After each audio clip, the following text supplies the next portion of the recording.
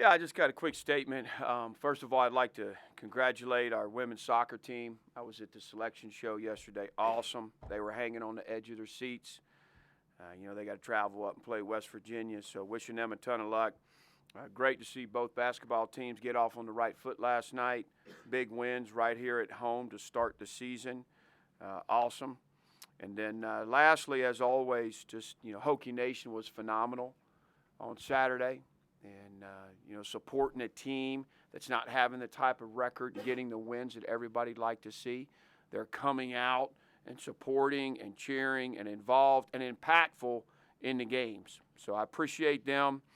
I'm hoping, I'm believing they're going to turn out for this UVA game at the end of the season.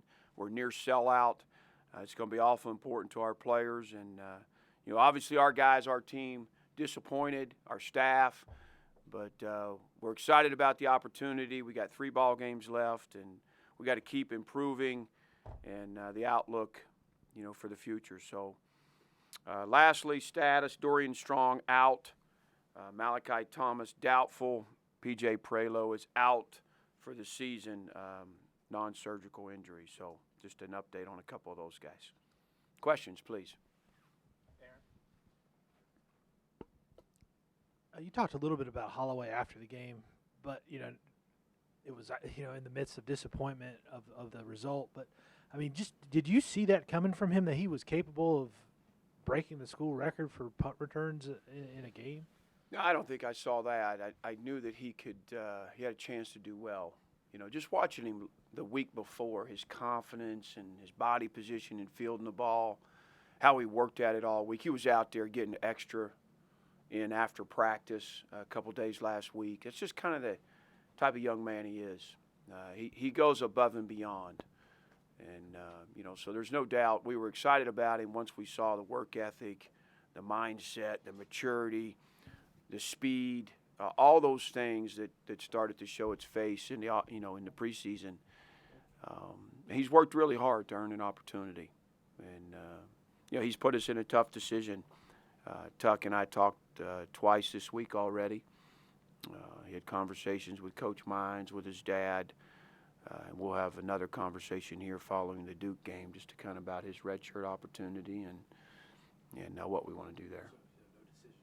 No decision yet. He'll play this week. Now that the bowl game is out of the picture here, does that change how you approach these last couple games in terms of experimenting with new lineups or trying to get new guys some looks out there? Yeah, that's a great question. I think you want to be fair and you want these seniors to have their opportunity to finish out on a positive note, and they deserve that. But at the same time, we're trying to maximize these 4 games with some guys that we think can help us, and we're also trying to answer some questions on some guys. Moving forward, we did a developmental scrimmage again Sunday. Nearly 20 plays of all those guys that aren't playing enough on Saturdays, just to help evaluate those guys and to answer some of those questions. But certainly these 3 ball games provide a platform for that as well. And with red shirts, notice Braylon Moore did not play last week. Bob Schick went in at left guard. Are you holding him out, trying to preserve that red shirt at this point? Yes, sir. I'm curious. Mario Kendricks graded out really well, and he had that big sack for you guys that set up a 3rd and 19. What have you liked? What has he done to kind of earn more playing time, I guess? Yeah, I'm glad you bring him up. To me, he's probably playing better, outplaying everybody at the tackle spot right now. He's gotten better each week. He's a smart player. He's hardworking. He plays with leverage. I thought that particular game was his best at just his pass rush and getting on edges, and really saw a difference in how he approached past situations, and it showed up. Unfortunately, we couldn't capitalize on the big sack, but it could have been the difference right there. Should have been. What stands out to you about this Duke offense and their quarterback? Yeah, and again, another talented dual threat quarterback. This is certainly a league that has a lot of good quarterback play, and some of these guys are youngsters. I think Tech squared off against him last year, and he can run the ball very well, and he's an accurate passer. He maybe doesn't have the arm strength of the kid from Miami or something like that, but he can make good throws, a lot of RPOs, feeding off that run game, which is very good. Maybe arguably one of the best run games we'll see this year. But he's also mature. He's a good decision maker. He appears to be their leader. Very gutsy player. So I've been very impressed with him on film. Back of the room, Eric. You touched on it a bit there, but their rushing attack, one of the best in the ACC. Is there anything in particular that they do to make it, be so effective? Yeah, they don't do a whole lot, but what they do is, they do very well. They have, I don't know that I've seen a better offensive tackle than 62. I'm not sure. I'm not familiar with his name, but he's their left tackle. He's a veteran, he's a Tennessee kid. He can run. He's long. He's smart. He gets in good position. To me, he makes that O-line go. And then they've got two nice running backs.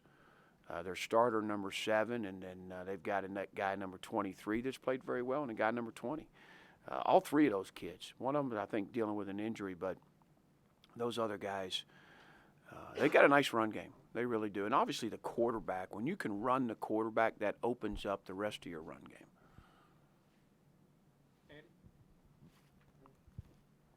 You talked about looking at some other guys. Can you do that at the quarterback position? Do you feel the need to do that at the quarterback position after sort of some of the turnover problems that Grant had last week? Or is that a position that it's hard to do that and get guys in and you don't really want to shake a guy's confidence at all? Yeah, it's more challenging. And again, we're still, Grant, like a lot of us and a lot of this football team, is just, we're still a work in progress. And we're wanting improvement, right? We're wanting a level of consistency at his position, and he certainly didn't have one of his better games. And so it's important to me to continue to get him the time and the reps and experience to get Grant to a place where we feel like we can win a bunch of football games with him. Aaron asked about Tucker earlier, and I wanted to ask again. I know he's from southwest North Carolina, kind of middle of nowhere, Andrews, North Carolina. When you came in and were able to meet him and sign him, what was the recruiting process like trying to meet him? I know he plays his high school ball in Georgia, kind of has to drive across the state line.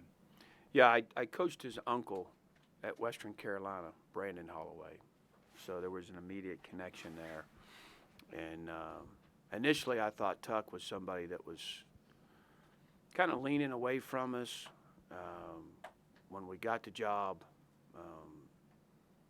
thought he was leaning to an SEC school, and we kind of got back in it and felt really good about it and was excited about Tuck. And then he was the very last signee to turn his paperwork in. He went all the way to the wire battling it. He's got a great support system at home. His parents, his uncle, just really good folks around him. And I think he feels real good about his decision. I know I do. Keep you on edge a little bit? He did, yeah. I didn't expect it to be him. He was the last one in. And, certainly well worth our time and investment in him and his family. And, he's one of those guys I consider a culture driver in this program, and it's going to be very important to what we do moving forward. The first 3 games of the losing streak, I think the margin of defeat was like 23. Last 3, a combined 8 points.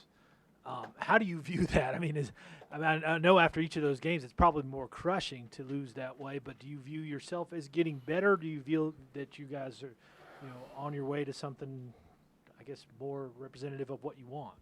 Yeah. Again, there's so many encouraging things that we see each week, but then there's these self-inflicted wounds that you just can't do. And there was more critical self-inflicted wounds in this game. It's uncanny because we made more big splash plays to help us win the game than we have, but we made more detrimental plays on a larger scale that helped us lose the game. But yeah, the last 3 games by 8 points, it's then when you watch the film, it's any one play could make the difference. Even Pitt, I think it's the fourth quarter, we're down by 2. West Virginia, fourth quarter, we're down by 6. Old Dominion, so there's the margin of error is so small, and we're just not doing enough things well enough as coaches or players right now to kind of get over the hump. I can't sit here and say we deserve to win that game. We didn't do enough things right. Andy, and then we'll go to Zoom. Have you experienced this before as a coach at a different place where there's a team that's just sort of on the cusp, they can't get over that hurdle? And what do you draw from that experience if you have? Yeah, I think, again, when you're playing a caliber of ball and you're having these tough, close losses, there's generally some good things going on, particularly, with a new program, new staff, and so we've been in that situation, but at the same time, at some point, you've gotten the break or two or made the play or two that kind of got you over the hump. And we just kind of keep riding this path right here where we get so close. And then, these last 2 weeks now to be out front in the fourth quarter and lose the game. I mean, we didn't look anything in that fourth quarter like we did for the other three.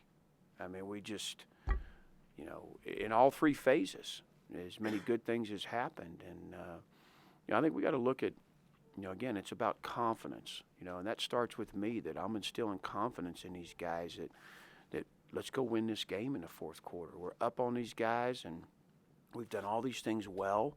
Let's continue to do that. Let's step on the gas and win the football game. I mean, we don't do things in the fourth quarter of the last 2 weeks that are indicative of who we can be and who we've been, the majority of the game Saturday. So we got to fix that. And like I said, that starts with me. I got to own it. And we had some good conversations Sunday and Monday with the guys, with the staff, about the things that we got to do better, and we got to be more accountable in certain areas. To me, I told the kids, I told the guys that we're just doing too many of those things that hurt you. There's just too many. We need to eliminate some. You're never going to play perfect, but we've got too many on defense, too many on offense, too many on teams, to be able to win the game.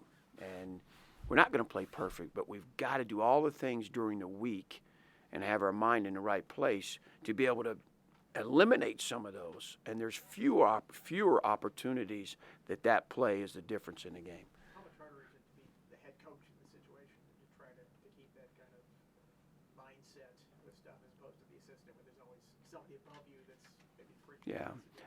It's different, right? Because now it's all. I got to own it all.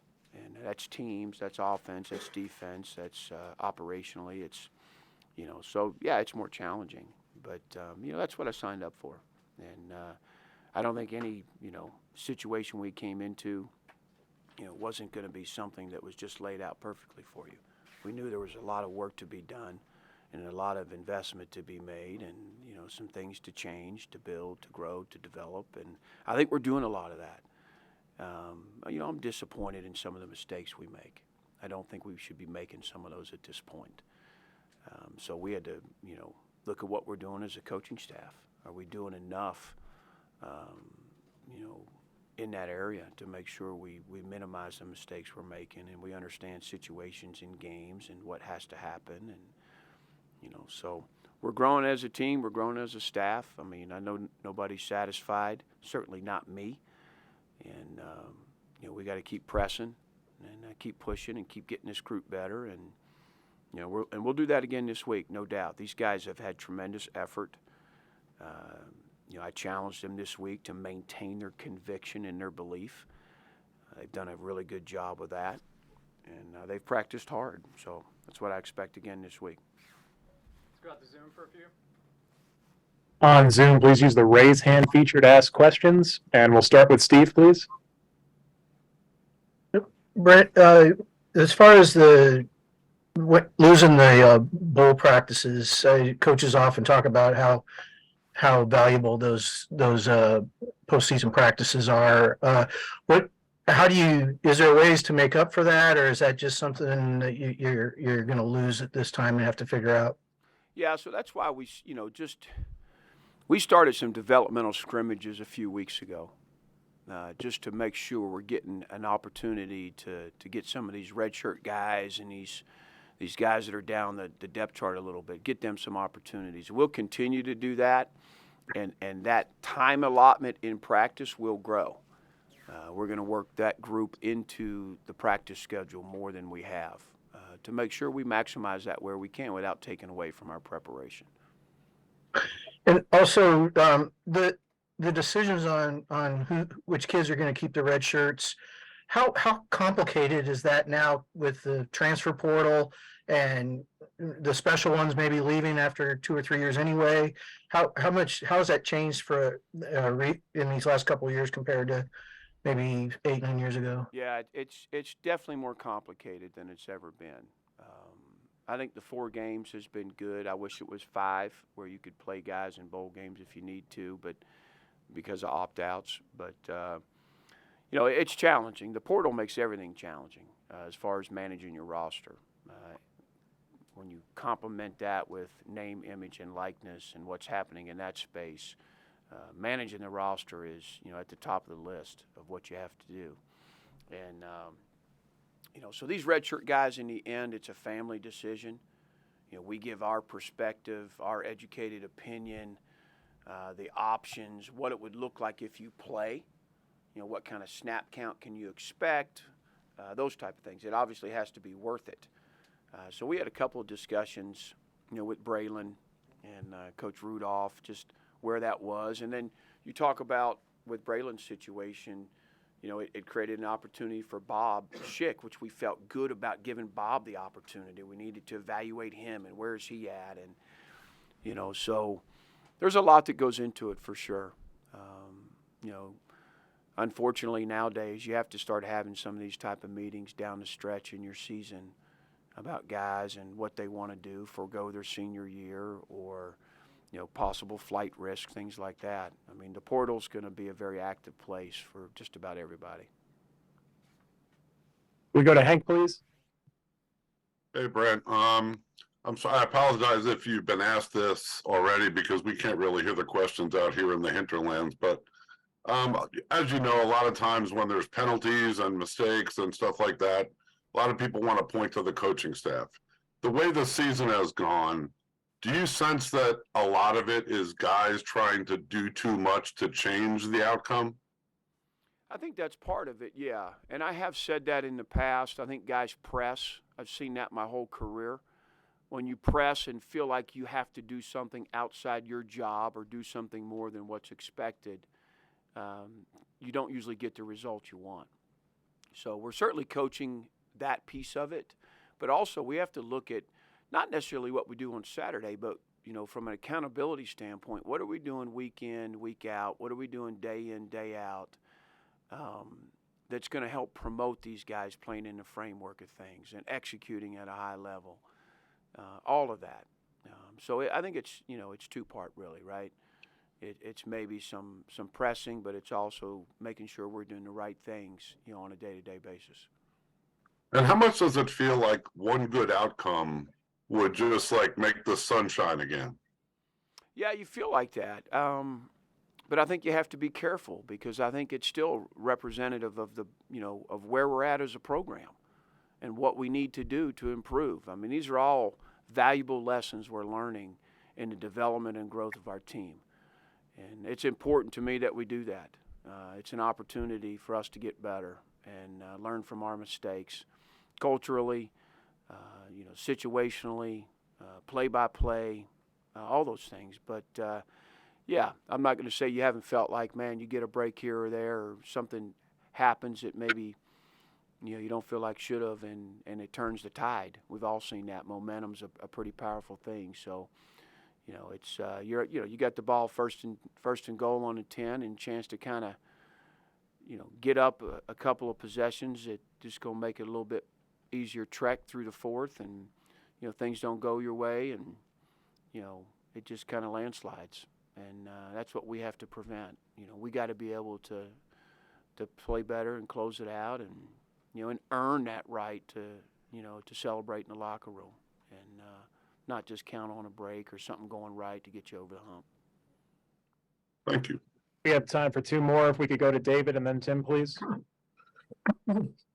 Brent, you mentioned that the Kendrick sack could have and perhaps should have been a game changer. I believe you called timeout before 3rd and 19.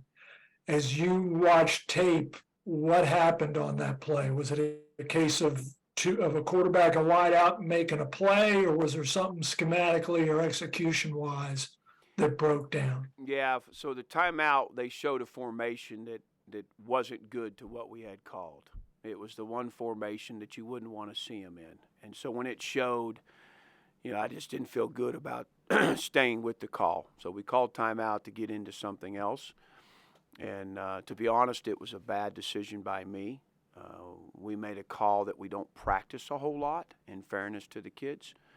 And, we didn't execute it very well. I didn't think we executed it very well. I didn't think we reacted once the ball was thrown. We didn't react like we need to. The technique wasn't great, but in the end, it's not something that we practice a whole lot. So we got to look at that, right, and make sure that we feel confident that we can execute what's been called. And that goes back to me.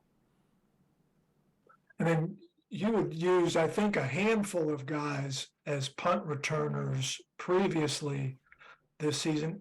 Had you been repping Tucker before last week, or was last week the first time you even repped him in practice? No, he had started working in earlier in the year, giving him an opportunity. And, there was, 5 or 6 guys working through that spot in preseason camp, trying to identify the right guy.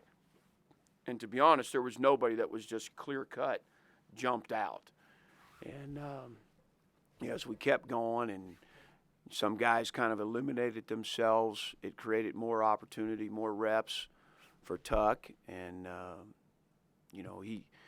he helped himself in practice in some situations, making us feel better about it. And then obviously, in the game 2 weeks ago, sure-handed, good look on his face, good body position. And, I was excited for him this weekend. I think he's got a good knack for it. He's the right type of guy to be doing your punt returns. Last one on Zoom. Can we go to Tim, please? Coach, with Dorian Strong and Malachi Thomas both still either at or underneath that 4-game mark, has there been any consideration to trying to use their red shirts this year? Yes, there has. And how much does kind of your guys' current record and the unavailability of the bowl game kind of factor into all those redshirt decisions? Yeah, all of it. All of the criteria in play factor in. It's all part of the conversation to do what's best for our football team and also respect, the individual player.